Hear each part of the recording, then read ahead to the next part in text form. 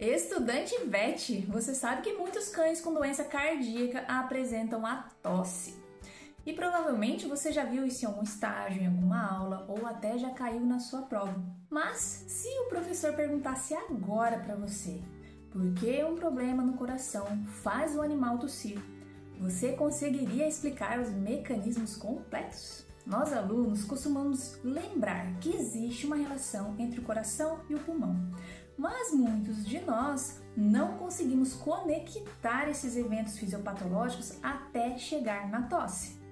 E é justamente neste ponto onde muita gente perde nota em uma questão de prova. E não é porque não estudou, mas porque decorou o sinal clínico sem entender a consequência que levou até ele. Então, hoje eu vou mostrar exatamente como esse processo acontece, desde a alteração inicial no coração até o surgimento da tosse. E você vai entender por que muitos cães tossem pela compressão dos brônquios, porque outros tossem pela causa da congestão pulmonar e como tudo isso aparece em uma questão de prova. E no final do vídeo, nós vamos resolver juntos um caso clínico para testar esse raciocínio e ver se você realmente compreendeu ele. Muito prazer, eu sou a Paula, eu sou estudante de medicina veterinária e o meu objetivo é facilitar a MedVet para você.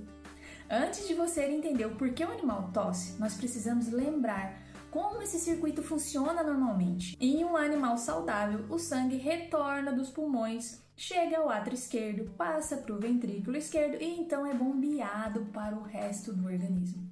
E esse fluxo ele acontece de forma contínua e eficiente.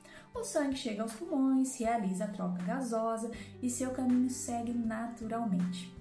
Enquanto isso acontece, não existe um acúmulo de sangue dentro da circulação pulmonar. Não existe aumento significativo da pressão dos vasos. E as trocas gasosas acontecem sem dificuldade. O problema começa quando o coração esquerdo deixa de funcionar adequadamente. E é aqui que estamos falando principalmente da doença mixomatosa da válvula mitral, que é uma das cardiopatias mais comuns em cães de pequeno porte e que também é uma das doenças que mais aparece quando começamos a estudar algum tópico da cardiologia veterinária. Quando a válvula mitral sofre degeneração, ela perde a capacidade de vedar completamente a comunicação entre o átrio esquerdo e o ventrículo esquerdo.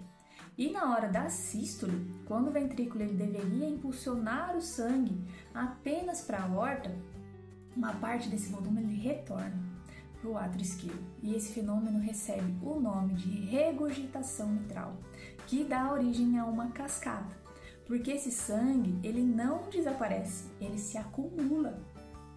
A cada batimento, mais sangue retorna e a cada batimento o átrio esquerdo ele recebe um volume maior do que deveria.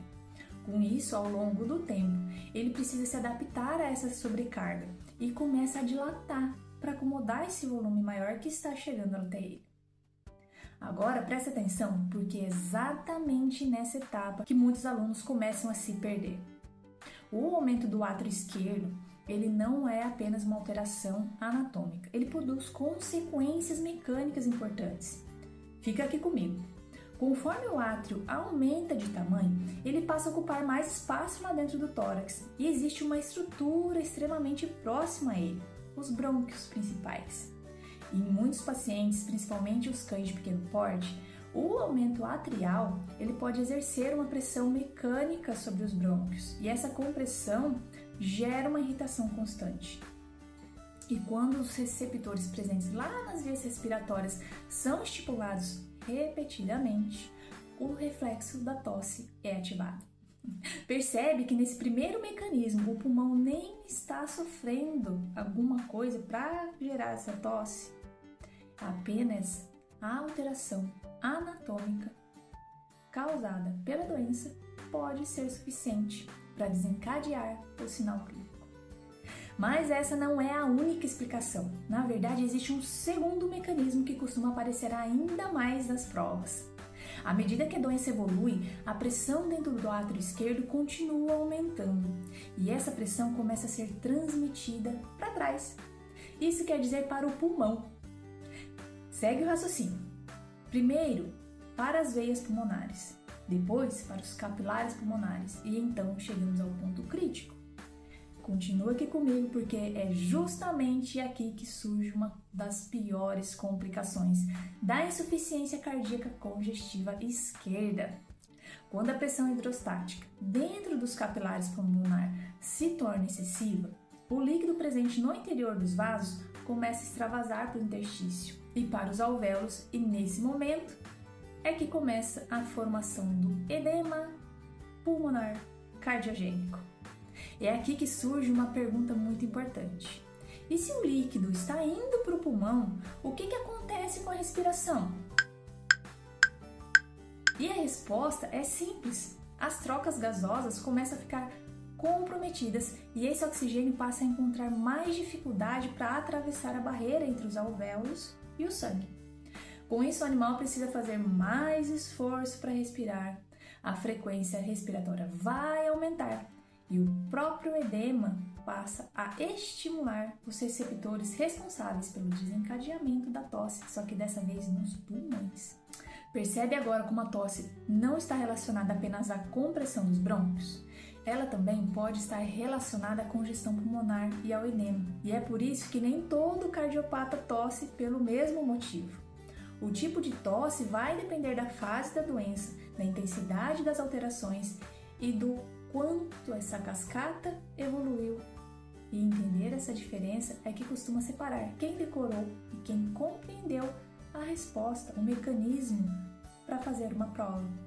Agora eu quero te fazer uma pergunta. E se o processo continua evoluindo e o edema pulmonar se torna mais intenso, qual sinal clínico você espera observar além da tosse?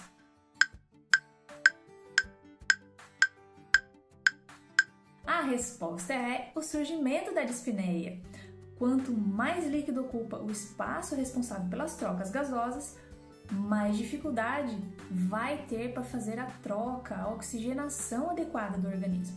E é por isso que muitos pacientes chegam à emergência apresentando uma tosse, um aumento de frequência respiratória, a intolerância ao exercício e muita dificuldade para respirar. Agora nós vamos testar se o seu raciocínio foi desenvolvido, se você entendeu o conteúdo. Imagine um cão idoso de pequeno porte, com histórico de doença valvar mitral.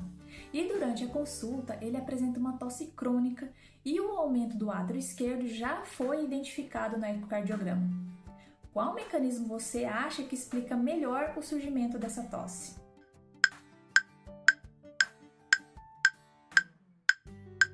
Se você respondeu a compressão mecânica dos brônquios e pelo aumento atrial associado à congestão secundária ao aumento da pressão retrógrada, você acertou. Percebe que a questão ela não exige memorização, ela exige entendimento. E o professor quer saber se você consegue construir essa sequência completa e enxergar a doença acontecendo.